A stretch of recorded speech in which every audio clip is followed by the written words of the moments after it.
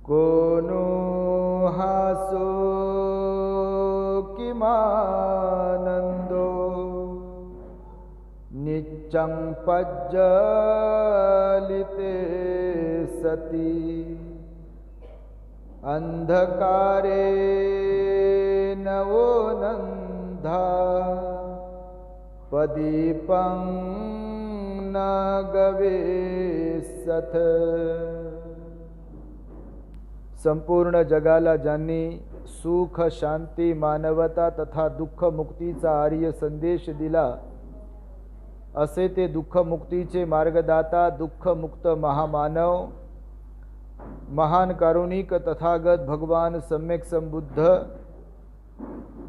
तथागतांनी आपल्या शुद्ध प्रज्ञेतून निर्मिलेला सद्धम्म आणि त्याच सद्धम्माचा गेली 2500 वर्षांपासून सातत्याने अहोरात्र प्रचार आणि प्रसार करणारा पूजनीय भिक्खू संघ, ज्यांच्या महान आणि असीम त्याग प्रभावामुळे आपल्याला जो हा अनमोल असा बुद्ध धम्म लाभला आणि ज्यांच्यामुळे आपल्याला हे एवढे मोठे वैभव प्राप्त झाले, असे महान युग प्रवर्तक भारतीय राज्यघटनेचे प्रमुख शिल्पकार परमपूज्य बोधिसत्व डॉक्टर बाबासाहेब आंबेडकर आणि सर्वच परिवर्तनवादी संत महापुरुषांच्या महान अशा विचारांना स्मरून आज आपल्या या वर्षावास पर्वातील मंगलमय दिनी धम्मदीप बुद्ध विहारामध्ये नंदनवन कॉलनी परिसरातील सर्व उपस्थित श्रद्धा बुद्धिशील संपन्न उपासक उपासिका बालक तथा बालिकांनो, सर्वप्रथम तुम्हा सर्वांच्या प्रती सद्भावना मंगल मैत्री व्यक्त करून तुम्हा सर्वांच्या हित सुखासाठी धम्मदेसनेला प्रारंभ करीत आहे। आपण शांत एकाग्र आणि श्रद्धायुक्त चित्ताद्वारा या अनमोल बुद्धवाणीला श्रवण करावे, ग्रहण करावे।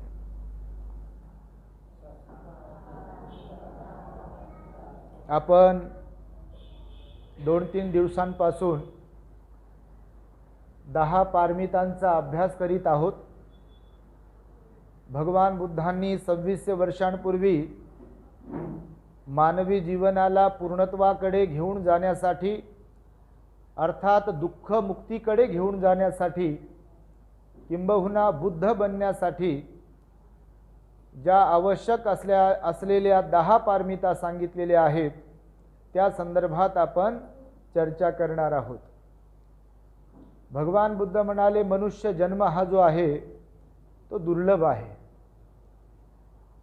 या सृष्टीमध्ये जसे पशु पक्षी राहतात, खाण्यासाठी जगतात, जगण्यासाठी खातात आणि खाता खाता मरतात, तसं माणसांच्या संदर्भामध्ये मनुष्य प्राण्यांच्या संदर्भात होऊ नये यासाठी म्हणून भगवान बुद्ध म्हणाले, मनुष्याला सत्सद विवेक बुद्धी आहे, मनुष्याला मन आहे आणि त्या मनाच्या जोरावरती तो मनुष्य प्राणी सकृतागामी श्रोतापन्न अनागामी अरहतपर्यंत होऊ शकतो, बुद्धही होऊ शकतो।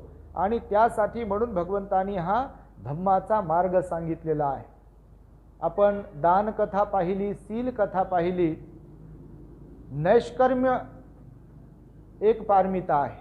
नैष्कर्म्य नेक्खम्मा असं त्याला पालीमध्ये म्हटलेलं आहे। नैष्कर्म्य पारमिता आपल्याला माहिती असेल, ज्ञात असेल, सिद्धार्थ गौतम बोधिसत्व महाभिनिष्क्रमण करतात। बाबासाहेबांनी लिहिला आहे बुद्ध आणि त्यांचा धम्मग्रंथामध्ये, अर्थात त्याचा पर्यायी शब्द गृहत्याग असं म्हटलेला आहे। ज्या लोकांना, ज्या व्यक्तींना, ज्या पदार्थांना, ज्या वस्तूंना आपण मी आणि माझं समजतो, म्हणजे या शरीराला मनाला सोडून बाह्य जगतातील वस्तूंना, ज्याच्यामध्ये आपला जीव असतो, ज्याच्यामध्ये आपली आसक्ती असते, अशा सगळ्या वस्तूंना, पदार्थांना, माणसांना त्यागणे, तर हा त्याग करणे हा पर्यायी शब्द निष्क्रमण पारमितेसाठी वापरलेला आहे। म्हणजे घरदार सोडणे, आई वडील मूल बाळ बायको घर जे काही असेल आपलं स्वतःच्या मालकीचं, ते सर्व काही त्यागणे त्याला नैष्कर्म्य असं म्हटलेलं आहे। आणि भगवान बुद्ध म्हणाले या भौतिक जगतातील वस्तूंनाच त्यागणे एवढाच अर्थ नैष्कर्म्याचा नाही आहे, तर आपले जे पंचेंद्रिय आहेत, 6 इंद्रिय मनाला धरून त्या 6ही इंद्रियांच्या ज्या वस्तू आहेत, द्वार आहेत, त्यांना त्यागणे त्याला सुद्धा नैष्कर्म्य पारमिता पूर्ण करणे अशा प्रकारचं भगवंताने विवेचन केलेलं आहे. काय आहेत पंचेंद्रिय, 6 इंद्रिय आपले, तर आपल्या सर्वांना ज्ञात आहे. 6ही इंद्रियांचे 6 विषय आहेत. त्याला षडायतन असं पाली भाषेमध्ये म्हटलेलं आहे. तर 6 इंद्रिय म्हणजे मनाला धरून 6 इंद्रिय सांगितले, परंतु पंच इंद्रियांचा जास्त आपण विचार करत असतो किंवा त्याचा बोलबाला जास्त आहे पंच इंद्रियांचा. जसं आपली जीभ आहे, कान आहे, नाक आहे, त्वचा आहे, नाही का, पंच इंद्रिय आहेत. हे या पंच इंद्रियांच्या माध्यमातूनच आपण कर्म करतो. या पंच इंद्रियांच्या माध्यमातून आपण तृष्णेच्या आहारी जातो. या पंच इंद्रियांच्या माध्यमातूनच आपण सर्व प्रकारचे कर्म करतो आणि कर्म करून दुःखाला कारणीभूत ठरत असतो. म्हणून भगवंतांनी त्या काळामध्ये बघा नैष्कर्म्य पारमितेचं महत्त्व सांगितल्यामुळे श्रीमंतात श्रीमंत लोक, तरुण मुलं, तरुण मुली भगवंताच्या धम्मामध्ये येत राहिले. जसं सारनाथला भगवान बुद्ध होते तर यश कुलपुत्र आला, त्याचे 54 मित्र आले. भगवंत म्हणाले बुद्धत्व प्राप्ती करावयाची असेल आपल्याला कधी किंवा दुःखमुक्ती करून घ्यायची असेल तर महत्त्वाचं आहे आपल्या पारमितांचे 10 घडे आपण भरले पाहिजे. लोक बोलताना म्हणतात पापाचा घडा भरला कुणाच्या, असं बोलताना लोक बोलतात, शब्द प्रयोग करतात बघा. खरं तर हा जुना शब्द आहे, घडा भरणे.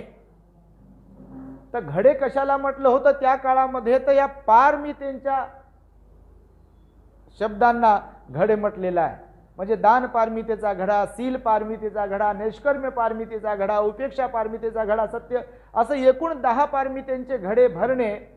तर घडे म्हणजे हे घडे जेव्हा भरतील 10 घडे, तेव्हा एखादा बोधिसत्व बुद्ध बनू शकतो.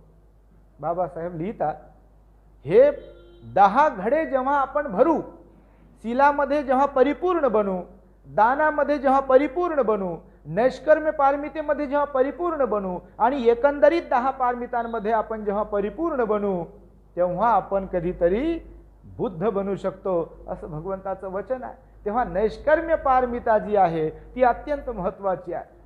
काय आहे नैष्कर्म्य पारमिता? जर व्यावहारिक दृष्ट्या आपण पाहिलं तर जसं भिक्षूंचं जीवन आहे, त्यांची नैष्कर्म्य पारमिता ही लवकर लवकर पूर्ण होत असते. तुम्ही जर कधी एखाद्या शिबिराला गेलात, ध्यानाला गेलात, तेव्हा सुद्धा तुम्हाला सुद्धा नैष्कर्म्य पारमिता पूर्ण करण्यासाठी तिथे मदत होत असते. म्हणजे दुसऱ्यांवर विसंबून राहणे, एक व्यावहारिक दृष्ट्या जर विचार केला आपण तर, जसे की तुम्ही शिबिरामध्ये जाता एखाद्या ध्यान साधनेच्या, तर तिथे तुम्ही राहता 10 दिवस 11 दिवस, तिथे तुम्हाला कुठलाही चार्ज द्यावा लागत नाही. म्हणजे एखाद्या हॉटेलात थांबलं कोणी तर चार्ज द्यावा लागतो, पण ध्यान साधनेच्या ठिकाणी तुम्ही जर कधी गेला तर तिथे चार्ज द्यावा लागत नाही. मग तिथे जे काही शिजवलंय अन्न, ते जे काही असेल ते आपल्याला ग्रहण करावं लागतं. आणि त्या उलट जर आपण कधी घरी असेल तर एखादी भाजी आवडली नाही तर लगेच किचनमध्ये जाऊन दुसरी भाजी बनवू शकतो आपण. म्हणजे हे जिभीचा जो काही विषय आहे, भगवान बुद्ध म्हणाले जिभेच्या विषयाची गोडी, त्या मुखाची जी काही गोडी आहे, जिभेची जी काही गोडी आहे, विषय वासनेची गोडी, भगवान बुद्ध म्हणाले ती दुःखी बनवते मनुष्याला. त्याच्यापासून वैराग्यत्व, वैराग्य ज्याला म्हणतो आपण, वैराग्य स्वीकारणे, एकीकडे त्याग करणे, त्याला नैष्कर्म्य म्हटलेलं आहे. आणि भिक्खू ज्या प्रकारे समाजावर अवलंबून राहतात, तुम्ही पाहता सकाळी उठणे, लोकांकडे जाणे, भोजन ग्रहण करणे, स्वतःचं त्यांचं काही नाही आहे. वरवर करणी जरी आपल्याला काही दिसत असेल तर भिक्खूकडे स्वतःचं काही नाही आहे किंवा कायमस्वरूपी त्यांच्याकडे ते राहू शकत नाही. आज वर्तमान जीवनामध्ये जग बदललेलं असल्या कारणाने भिक्खूंकडे काही दिसतं आपल्याला, परंतु जर सिलवान भिक्खू असतील, जर खरोखर त्यागी भिक्खू असतील, जर नियमांचं विनयाचं पालन करणारे भिक्खू असतील, तर त्यांच्याकडे जे जे म्हणून काही वस्तू स्वरूपात लोकांनी दिलेलं दान असेल ते संघ नियमानुसार, विनय पिटकानुसार भिक्खू संघाकडे गेलं पाहिजे आणि जातं. कारण त्यांची नैष्कर्म्य पारमिता ते पूर्ण करण्यासाठी म्हणून भिक्खू बनलेले आहेत। आणि त्यामुळे भगवंताने सांगितलं आहे की जेव्हा आपण इतरांवर अवलंबून राहतो, म्हणजे स्वतःचं आपल्याकडे काही नसतं, तेव्हा आपली नैष्कर्म्य पारमिता असते। भिक्खू जेव्हा बाहेर निघतो, बाहेर पडतो, जेव्हा लोकांमध्ये राहतो किंवा जंगलात राहतो किंवा ध्यान करतो, तेव्हा त्याचं स्वतःचं काही नाही आहे। आता बघा, मी तिकडनं आलो इथे विहारामध्ये, काही सोबत घेऊन आलो नाही, इथे कुटीमध्ये आता राहत आहे। लोक तुम्ही जे काही दान देत आहात, तर कुणाला आपण, तर मी पहिल्या दिवशी सांगितलं की डिमांड नाही आहे आपली काही, आणि डिमांड करणारही नाही, परंतु तुमच्यामध्ये जो काही श्रद्धेचा भाव उत्पन्न होतो आहे आणि त्यातून तुम्ही जे काही दान पुण्य करत आहात ते इथे राहणार आहे। मी उद्या दुसरीकडे जाईल, परवा तिसरीकडे जाईल, जिथे कुठे भिक्खू जाईल तिथे त्याची परमनंट संपत्ती काही नाही आहे भिक्खूची। आणि त्यालाच भगवंतांनी एकंदरीत म्हटलेला आहे सर्व परित्याग हा शब्द जो आपल्याला ऐकायला मिळतो, सर्व परित्याग, सर्व आपल्याला आपल्याकडे जे जे म्हणून काही आहे त्या सगळ्या गोष्टींचा त्याग करणे, त्याला सोडून देणे, त्याच्यातला भाव, त्याच्यातला अधिकार त्यागणे, त्याला नैष्कर्म्य पारमिता म्हटलेला आहे। आणि म्हणून भगवंताच्या गृहत्यागाला महाभिनिष्क्रमण केलं असं भगवंताने आपण म्हणत असतो। बघा, 3 प्रकारचे महाल होते त्यांच्या वडिलांनी त्यांना बांधून दिलेले, नाही का? हिवाळ्यातला, पावसाळ्यातला, उन्हाळ्यातला महाल होता, तेही त्यांनी त्यागला। सुंदर आणि अतिशय सुंदर अशी यशोधरा नावाची पत्नी होती, तरुण होती ती, तिलाही त्यागलं। राहुल नावाचा सुपुत्र झाला त्यांच्या परिवारामध्ये, त्यालाही त्यागलं। वडील राजा होते आणि स्वतः राजपुत्र होते, वडील राजा आणि स्वतः राजपुत्र होते, त्यांनाही त्यागलं। आणि असंख्य नोकर चाकर होते, त्यांनाही त्यांनी त्यागलं। म्हणजे असं काही कमी होतं, घरात भांडण झालं, बा नवरा बायकोचं भांडण झालं, आई वडिलांबरोबर पटत नाही किंवा गरिबी आहे आणि आता काय चुलत पेटू शकत नाही म्हणून परिव्राजक झालेत, घरदार सोडलाय, असा विषय नाही आहे।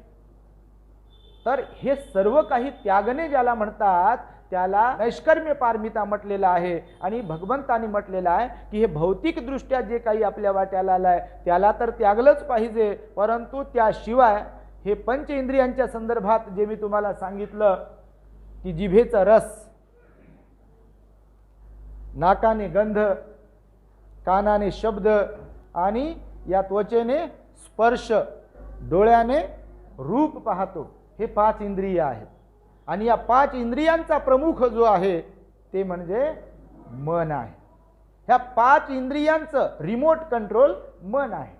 एखादं रूप पाहत असताना आपल्याला जर ते रूप आवडलं तर लगेच तिथे मन रममान होतं। एखादं गुलाबाचं फूल, जास्वंदीचं फूल आपल्या नजरेस पडलं, आपण जवळ जरी नसेल त्याच्या, तरी ते डोळ्यांना जर आपल्या आवडलं तर लगेच आपण तिथे रममान होतो, त्या फुलाचं कौतुक करतो, त्या फुलाची प्रशंसा करतो। कोणतंही रूप असेल डोळ्याने दिसणारं, जेव्हा डोळ्याने आपल्याला रूप दिसते तेव्हा लगेचच ते मनाला सांगते की हे रूप आहे, मग मन त्याला संज्ञा देते, त्याला नाव ठेवते की हे फूल आहे, मग त्याचा गंध असतो, मग लगेच आपण तिथपर्यंत पोहोचतो, फूल तोडतो आणि नाकाने त्याचा गंध घेतो। गंध जर आवडला तर पुन्हा पुन्हा गंध आपल्याला घ्यावासा वाटतो। असं एक एक करून भगवंतांनी म्हटलेलं आहे, कानाने जर शब्द ऐकत राहिलो तर आपल्याला ते पुन्हा पुन्हा हवे हवेसे वाटतात। त्वचेला स्पर्श जर एखादा आवडला आपल्याला तर तो पुन्हा पुन्हा आपल्याला आवडतो। स्पर्श, आपण आईचा स्पर्श जर कधी जाणवला असेल तर बघा, आईचा स्पर्श जर तुम्ही कधी प्रत्येकाने पाहिलेला आहे, अनुभवलेला आहे।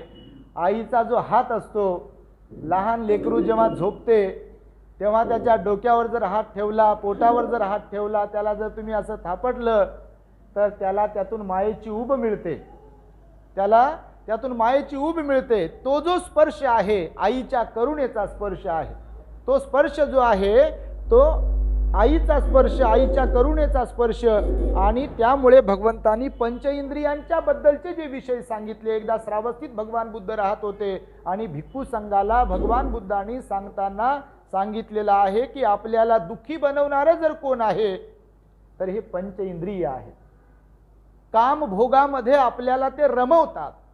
एखादं दृश्य जेव्हा आपण पाहू तर पुन्हा पुन्हा पाहण्याची इच्छा होते। कुणाचे शब्द जर आपल्याला एकदा आवडले तर पुन्हा पुन्हा ते शब्द ऐकावेसे वाटतात, किंवा जिभेला एखादा रस जर आवडला तर तो पुन्हा पुन्हा अनुभव घ्यायला भाग पडते। एखादा स्पर्श जर आवडला तर पुन्हा पुन्हा घ्यायला ते अनुभवायला भाग पाडते। आणि एकंदरीतच भगवान बुद्धांनी सांगितलं आहे की ह्या सगळ्या गोष्टींमधून, या पाचही इंद्रियांमधून जी आसक्ती निर्माण होते, त्या आसक्तीला त्यागणे त्याला सुद्धा नैष्कर्म्य पारमिता म्हणतात। ज्ञानप्राप्तीसाठी सिद्धार्थ गौतम बोधिसत्व जेव्हा बसले होते तेव्हा असं म्हणतात ते पूर्वाभिमुख होऊन बसले होते, पूर्वेकडे तोंड करून बसले होते पद्मासनामध्ये। बसल्यानंतर तिथे ते असंच बसत नाहीत, तर संकल्प करून बसतात। माझ्या शरीरात जोपर्यंत त्राण असेल, रक्त असेल, हड्डी असेल, तोपर्यंत मी या आसनाचा भंग करणार नाही। म्हणजे त्यावेळेला त्यांच्यावरती मारसेना तुटून पडते। त्यांच्या मनामध्ये विचार येत असतात की हे राजकुमारा, काय तू इथे बसलायस? तुझ्याकडे काय कमी आहे?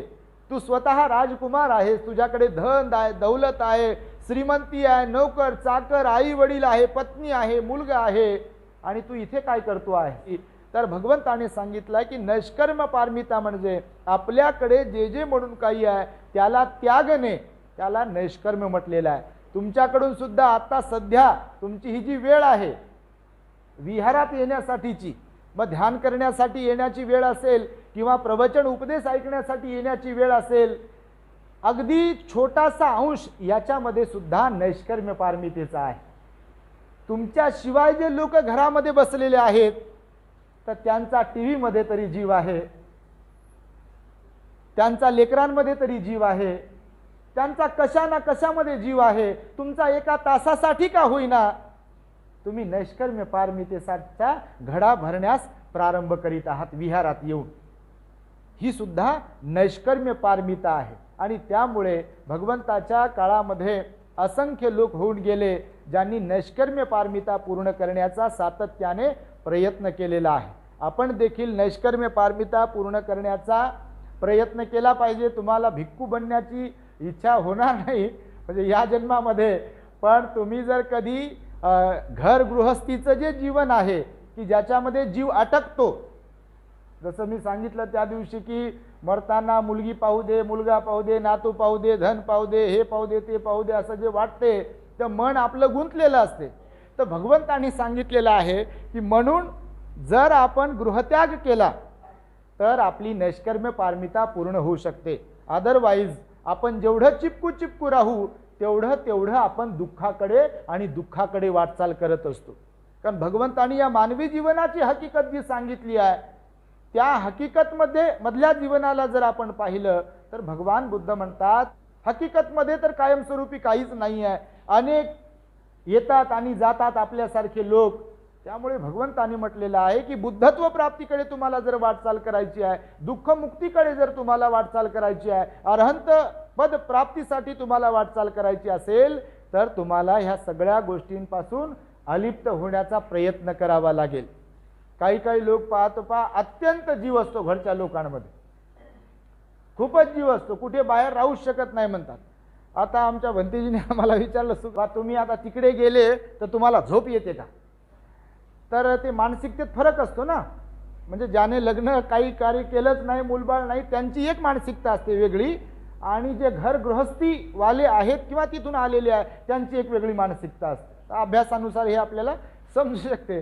तर भंतेजीनं म्हणजे विचारलं असं की भंतेजी तुम्ही ते कुठे नंदनवन कॉलनीमध्ये राहता, तर ती कुटी आहे पाठीमागे, आणि ते साजापूरला पण समजा तुम्ही गेले तिकडे तर ते पण गावाच्या बाहेर आहे, तर मग तुम्हाला झोप येते का? मी भंतेजीला म्हटलं बा भंतेजी, मला जंगलात एकट्याला जरी नेऊन टाकलं आणि रात्र झाली की आपल्याला झोप येते, पोटात काही असो नसो आपल्याला झोप येते, कारण दिवसाला आपण झोपत नाही आणि ताण जास्त घेत नाही। हे प्रवचन दिलं तर तुमचा आणि आमचा संबंध आहे, तुम्हाला उपदेश करतोय, धम्मदान देतो, एवढ्या पुरता आपला संबंध आहे। कोणाशी चिपकून राहिलं की झोप येत नाही माणसाला। हे जे हायपर टेन्शन चिपकून राहिलं म्हणजे मनाचा चिपका, मनाचा लगाव जो आहे तो जेवढा जास्त गहनमध्ये जाईल तेवढं आपली झोप उडते। म्हणजे इतरांमध्ये, इतर वस्तूंमध्ये, इतर लोकांमध्ये जेवढा जीव अटकेल आपला तेवढं बघा हे बॅलन्स इथून डगमग होते बॅलन्स। बघा तुम्ही कोणी आजारी आहे तर झोप उडते आपली, गरिबी आली तर झोप उडते आपली, कोण भांडण केलं झोप उडते आपली, भूक लागली तर झोप उडते आपली। बघा तुम्ही, डोकं काम करत नाही, हँग होते डोकं लोकांचं. आणि हेच तर दुःख आहे गृहस्थी जीवनामध्ये, हेच तर दुःख आहे. आणि म्हणून भगवंतांनी म्हटलेलं आहे की नैष्कर्म्य पारमिता आपल्या प्रत्येकाला पूर्ण करता आली पाहिजे. हे यासाठी म्हणून भगवंतानं सांगितलं आहे की चिपकाव जो आहे व्यक्ती सोबतचा तो कमी झाला पाहिजे. तुम्ही विचार करा, सिद्धार्थ गौतम यशोधरेला म्हणतात की बघ, तू जर माझ्या ठिकाणी असती तर काय केलं असतं. हे शब्द आहेत. बाबासाहेब आणि रमाईमध्ये सुद्धा नैष्कर्म्य पारमिता आहे. असं नाही की भिक्खूच नैष्कर्म्य पारमिता पूर्ण करू शकतात, ग्रहस्थ देखील नैष्कर्म्य पारमिता पूर्ण करू शकतात, एकत्र राहून देखील नैष्कर्म्य पारमिता पूर्ण करू शकतात. भगवंताच्या काळात असे असंख्य उदाहरण आहे. मी नेहमी सांगतो, नकुल माता आणि नकुल पिता यांच्या संदर्भामध्ये नेहमी सांगतो लोकांना, एक आदर्श पती पत्नी होते. ते आदर्श पती पत्नी, समान श्रद्धा होती त्यांच्यामध्ये, समान श्रद्धावाले. त्यांच्यामध्ये नैष्कर्म्य पारमिता होती. सोबत तर होते एकत्र, परंतु ते बाकी विषय वासना ज्याला कामभोग म्हणतात किंवा पती पत्नीचा जो काही व्यवहार आहे तो त्यांच्यामध्ये घडत नव्हता. या नैष्कर्म्य पारमितेच्या संदर्भामध्ये की एकदा एक तरुण मुलगा, त्याने परिव्राजक बनला, तो गृहत्याग केला. पण गृहत्याग करताना तो श्रीमंत होता आणि त्याची पत्नी म्हणाली की मी सुद्धा तुमच्या बरोबर येईल.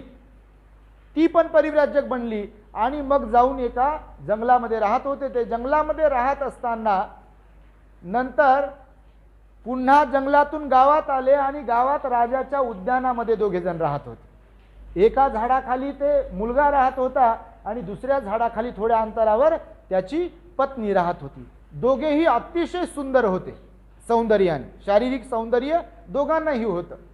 मग एकदा राजा त्या राज उद्यानामध्ये आला आणि राज उद्यानात आल्यानंतर राजाने त्या संन्यासाला पाहिलं, तरुण संन्यासाला, आणि थोड्या अंतरावर ती जी मुलगी होती संन्यासी बनलेली तिलाही पाहिलं.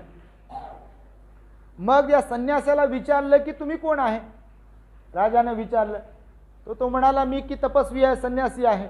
मग ती बाजूला जी मुलगी आहे तपस्विनी ती कोण आहे. तर त्यांनी सांगितलं प्रामाणिकपणे की ती माझी पत्नी आहे. मग राजाने त्याला मूर्खात काढलं. अरे एवढी सुंदर पत्नी असताना आणि तू सुद्धा एवढा सुंदर असताना कशाला गृहत्याग केला, काय कमी आहे तुला, वगैरे वगैरे राजा त्याला म्हणत होता. तर तुझ्यासारखा वेडा माणूस तूच पाहिला. उद्या चालून जंगलात गेल्यावर तुझ्या पत्नीला जर कोणी घेऊन गेलं किंवा काही तिच्याबरोबर बरं वाईट केलं तर तू काय करशील, तुझं किती नुकसान होईल, तुला क्रोध येईल, तुझं वाईट होईल, वगैरे वगैरे तुझ्या मनात वेगळे विचार येतील. तर तो संन्यासी त्या राजाला म्हणतो की महाराज, जर यदा कदाचित माझ्या पत्नीला कोणी घेऊन गेलं तर जो कोणी घेऊन जाईल तर तेव्हा मी घेऊन जाणाऱ्याला जागेवरच संपवून टाकू शकतो. आता तपस्वी ऋषी हे महापुरुषांची जी भाषा असते ही वेगळी भाषा असते. काही काही अध्यात्मातले शब्द किंवा अध्यात्माच्या अर्थाने ते बोलत असतात कधी कधी. आणि मग राजा भडकतो. राजाला वाटते मी राजा आहे आणि हा माझ्या समोर म्हणतोय संन्यासी की जर माझ्या पत्नीला कोणी काय केलं तर हा म्हणतोय की कोणी का असेना मी त्या माझ्या दुश्मनाला जाग्यावरती संपवेल. राजानं सैनिकांना बोलवलं आणि त्याच्या पत्नीला उचललं. मग 1 2 3 4 दिवस गेले. हा संन्यासी जागेवरच होता इकडे. मग त्याची पत्नी सुद्धा सिलवान होती, चारित्र्यवान होती, ती संन्यासी तपस्वी होती. बळजबरी राजा करू शकत नव्हता त्या काळातल्या नियमानुसार तिच्या बरोबर. मग लोक काय म्हणतील, लोकांच्या मनामध्ये माझ्याबद्दल निंदा निर्माण होईल, घृणा निर्माण होईल, म्हणून तो त्या तपस्विनीला आग्रह करतो पण ती तयार होत नाही आणि तिला मग पुन्हा आणून सोडतो. तर तेव्हा त्या संन्यासाला राजा पुन्हा विचारतो की तू तर मोठ्या मोठ्या गोष्टी करत होता की बायकोला जर कोणी घेऊन गेलं तर मी असं करेल, येऊ करेल, तेऊ करेल, तू तर काहीच केलं नाही, मी तर घेऊन गेलो होतो पत्नीला तुझ्या. तर तो म्हणतो महाराज, मी जे बोललो आहे की जे कोणी दुश्मन असतील त्यांना इथेच संपवेल, तर महाराज मी माझ्या दुश्मनाला संपवलेलं होतं आणि संपवलेलं आहे. राजा चकित होतो. अरे मी तर घेऊन गेलो, मला तर तू काहीच करू शकला नाही. तर तो संन्यासी म्हणतो की महाराज, जेव्हा कधी कोणी आपली व्यक्ती, आपली वस्तू आपल्यापासून हिरावून घेतो लुटतो, तेव्हा माणसांच्या मनामध्ये निर्माण होतो क्रोध. क्रोध निर्माण होतो. मग माझ्या मनामध्ये जो क्रोध निर्माण झाला, त्या क्रोधाला मी जागेवर संपवलं. आणि म्हणून मी तुम्हाला म्हणालो की मी जो कोणी माझा दुश्मन असेल त्याला मी जागेवर संपवू शकतो. भगवंताने विजयी कुणाला म्हणतात? भगवंताने म्हटलेलं आहे एका ठिकाणी धम्मपदामध्ये, जो आपल्या पंच इंद्रियांवरती विजय प्राप्त करतो तो खरा विजयी आहे, पराक्रमी आहे, असं मी समजतो. धम्मपदात भगवंताने म्हटलेलं आहे. म्हणून जो मनावर विजय प्राप्त करतो, आपल्या विकारांवरती विजय प्राप्त करतो, तोच खरा नरवीर आहे. आणि त्यामुळे नैष्कर्म्य पारमिता त्या संदर्भामध्ये महत्त्वाची आहे. भगवंताने अशा प्रकारच्या नैष्कर्म्य पारमिता सांगितला. कामभोगापासून अलिप्त राहण्यासाठी किंवा जे काही दानपुण्य करतो त्याच्यातही नैष्कर्म्य पारमिता असली पाहिजे म्हणाले भगवान बुद्ध. काल मी परवाला सांगितलं थोडक्यामध्ये तुम्हाला, कधी कधी असं होतं की आपली एखादी वस्तू, आपला पदार्थ किंवा आपल्याकडून काहीतरी दानामध्ये गेला असेल तर बऱ्याचदा असं होते बघा की ते माझं माझं माझं त्याच्यामध्ये पण जीव असतो आपला. तर भगवान बुद्ध म्हणाले नैष्कर्म्य पारमितेचा भाव जर आपल्यामध्ये असेल तर आपला जे दिला त्याच्यामध्ये भाव विचार मन राहू शकत नाही. आणि त्यामुळे मी हे नैष्कर्म्य पारमितीच्या संदर्भात तुम्हाला सांगतोय. गृहत्याग करणे, घरदार सोडणे, आपल्या प्रपंचाला सोडणे, सगळ्या गोष्टींचा एकंदरीत त्याग करणे, त्याच्यामध्ये जीव न रमणे, त्याला नैष्कर्म्य पारमिता म्हटलेली आहे. आणि प्रत्येकाच्या जीवनामध्ये या 10 पारमिता, सर्वच 10 पारमिता अत्यंत महत्त्वाच्या आहेत. या पूर्ण केल्याशिवाय कोणीही व्यक्ती बोधिसत्व बुद्ध बनू शकत नाही. आणि मला वाटतं म्हणून मी आता मगाशी म्हणालो, बाबासाहेबांनी सुद्धा नैष्कर्म्य पारमितेचा अभ्यास केलेला आहे प्रॅक्टिकली. तर तुम्ही सुद्धा आता मायबाप आहात, वय झुकलेलं आहे तुमचं, आफ्टर रिटायरमेंट जे जीवन आहे तुमचं, सेवा निवृत्तीनंतरचं. मी सगळ्यात मायबापाला नेहमी सांगतो, घरामध्ये जास्त मन रमू देऊ नका. दुःख होते, तुम्ही अनुभवता ते. कारण तुमच्या मनात जे भाव असतात पोराबद्दल, सुनेबद्दल, नातवंडांबद्दल, एवढ्या मोठ्या अपेक्षा घेऊन जीवन जगत असतात गृहस्थ लोक. माझा नातू, माझी नात, माझा मुलगा, माझी सून, 4 चौघाला सांगितलेलं पण असते आपण तोंड फाडून. आमच्या सुनेसारखी सून नाही, आमच्या पोरासारखा पोरगा नाही, आमच्या नातूसारखा नातू नाही, आमच्या नातींसारखी नातीन नाही. ह्या सगळ्या गोष्टी तुम्ही सांगितलेल्या असतात लोकांना. आणि मग एखाद्या वेळेस फुगा फुटला की मग आपण पाहा समोरच्याकडे, समोरच्यानी पाहा आपल्याकडे. असं बऱ्याचदा होते. म्हणजे मजाकचा विषय म्हणून नाही, तर यासाठी म्हणून मी तुम्हाला सांगतो आहे की ज्याला आसक्ती म्हटलं भगवंताने संसाराची, वैदिक संस्कृतीमध्ये 4 आश्रम सांगितले, त्यातला शेवटचा वृद्धाश्रम सांगितलेला आहे. मी नेहमी आपल्या लोकांना सांगतो, कधी कधी आता इकडे तिकडे फिरतो तर बघा मंदिरं पण आहेत भरपूर. मंदिरं जर तुम्ही पाहिले तर संध्याकाळी वयस्कर लोकांची गर्दी असते तिथे. आपल्याला वाटतं टाळ कुटत बसतात, पण मी वेगळा विचार करतो त्यांच्या बाबतीत. कुणाला वाटत असेल ते टाळ कुटत बसतात असतील वगैरे वगैरे, पण खरंच सांगतो तुम्हाला की जीवनाच्या शेवटच्या टोकावर आहोत आपण म्हातारपणामध्ये.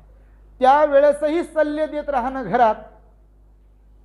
एखाद वेळेस सल्ला देणं कोणी चुकला असेल तर ठीक आहे, पण आमच्या गावाकडे लोक म्हणतात की भणभण लावतात म्हणतात. तेच ते इकडे जाऊ नको, तिकडे जाऊ नको, हे करू नको, ते करू नको, असं नाही तसं नाही, ही भाजी अशी बनवा, हे एक तसं करावं, हे झाडलंच नाही बरोबर, भांडेच बरोबर घासले नाही, वगैरे वगैरे. भगवान बुद्ध म्हणाले हे जीवन नश्वर आहे, आपण फुग्या समान आहोत, बुडबुड्या समान आहोत, आपण कधी जाऊ शकतो. मग म्हातारपणातला जो वेळ आहे, सेवानिवृत्तीनंतरचा वेळ जो आहे, तो खरंच आपण अध्यात्मामध्ये घातला पाहिजे. मी नेहमी लोकांना सांगतो, आपण घरात असलो काय नसलो काय कोणता फरक पडते बरं? वस्तुस्थिती जर पाहिली, हकीकत पाहिली तर कोणता फरक पडते?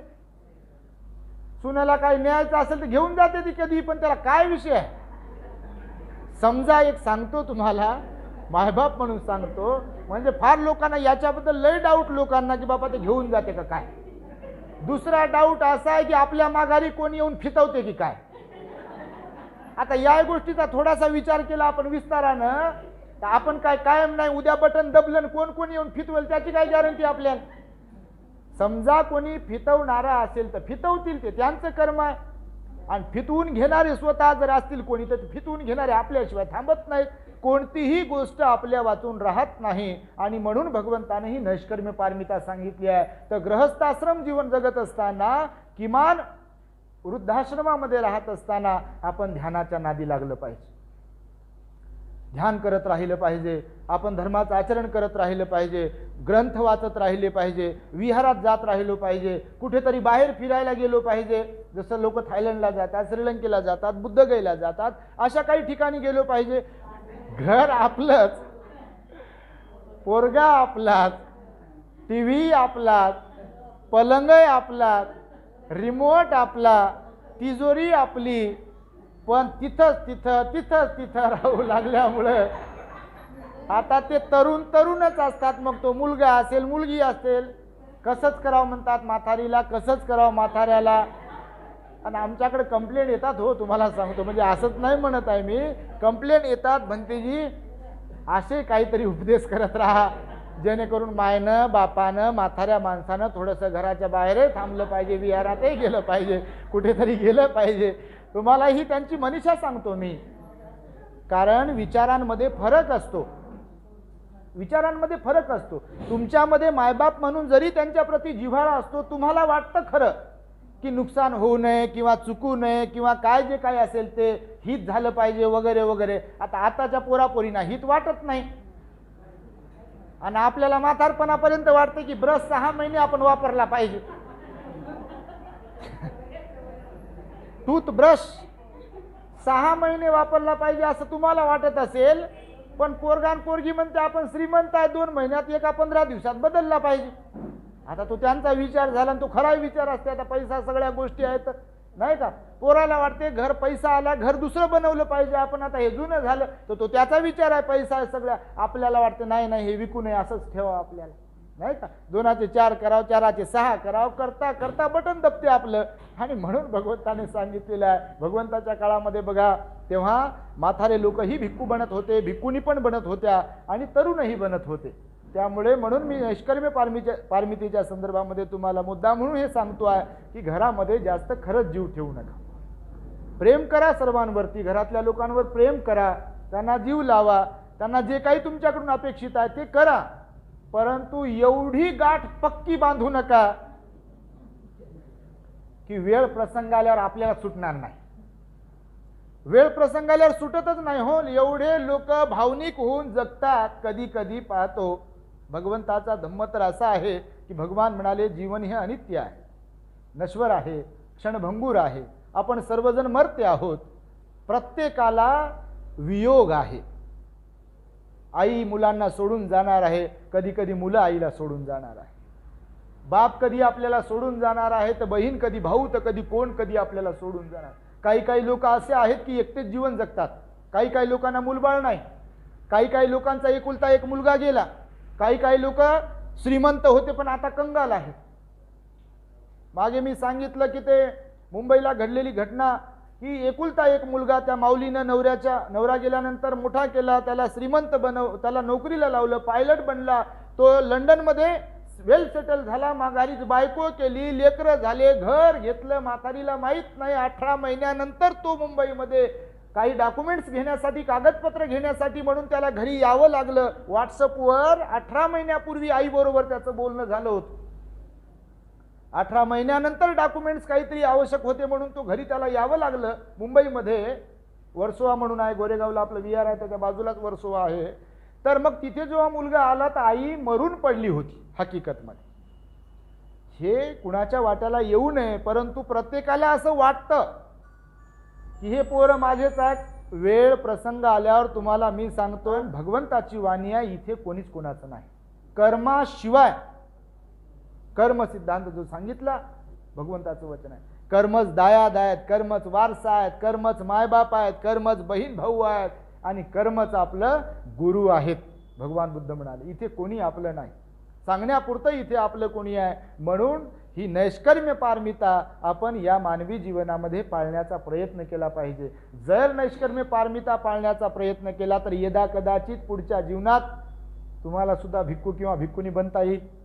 भगवंतानं भिक्खूंच्या संदर्भात सांगितलं, जे सिलवान गुणवान विनयधारी भिक्खू आहेत, जे चिवरात मरतात, जे कुठली तरी एखादी पद प्राप्त करून मरतात, तर त्यांच्या भिक्खू जीवनाच्या संदर्भात भगवंतांनी सांगितलेलं आहे की मागच्या जन्मामध्ये नैष्कर्म्य पारमिता पूर्ण करण्यासाठीचा प्रयत्न केल्याशिवाय भिक्खू जीवन आपल्या वाट्याला येत नाही. बघा तुम्ही, आता मी ओव्हरऑल तुम्हाला एक सांगतो गोष्ट. बुद्ध धम्माची आवड सर्वांना आहे, पण कुणाला तरी असं वाटतं का अपवाद वगळता की आपण कायमस्वरूपी भिक्खू बनलो पाहिजे? तारुण्यात वाटतं का असं? हा, संध्याकाळी वाटेल हो. आता मी सांगितल्यानुसार सगळ्या गोष्टी सगळं बिघडल्यामुळे कार्यक्रम आपल्या संसाराचा, तेव्हा उपगून जाऊन म्हणू आपण बस झालं बापा आता काहीच नको, ती गोष्ट वेगळी. पण भर तारुण्यात किंवा जेव्हा मॅच्युरिटी येते आपल्याला, तेव्हा असं वाटते का कधीतरी की आपण हे सगळं सोडलं पाहिजे आणि संन्यासी जीवन जगलं पाहिजे? वाटत नाही. फार अपवादात्मक लोकांना असं वाटतं. आता काही श्रामणेर पण होतात बघा, काही लोक 10 दिवस होतात, 15 दिवस होतात, कोणी महिनाभर राहते, कोणी 6 महिने वर्षभर राहते आणि नंतर सांगते की बा आम्हाला आमची आई बोलवत आहे किंवा कोणीतरी बोलवत आहे. बंधन आहे संसारातलं, हे काहीतरी निमित्त लग्न करायचं आहे वगैरे वगैरे, नोकरीला लागायचं आहे आणि ते परत जातात. फार कमी असे आहेत लोक की जे परमनंट कायमस्वरूपी म्हणजे लहानपणापासून तारुण्यापासून या भिक्खू जीवनामध्ये जगतात. आणि अशा प्रकारचे जे कोणी लोक असतील या जगभरामध्ये भिक्खू, ते नैष्कर्म्य पारमिता त्यांची मागच्या जन्माची फार मजबूत असते आणि म्हणून ते हे भिक्खू जीवन जगत असतात. आणि त्यामुळे ही बोधिसत्वाची 10 पारमितेची जी काही अवस्था आहे त्यातील ही नैष्कर्म्य पारमिता देखील अत्यंत महत्त्वाची आहे.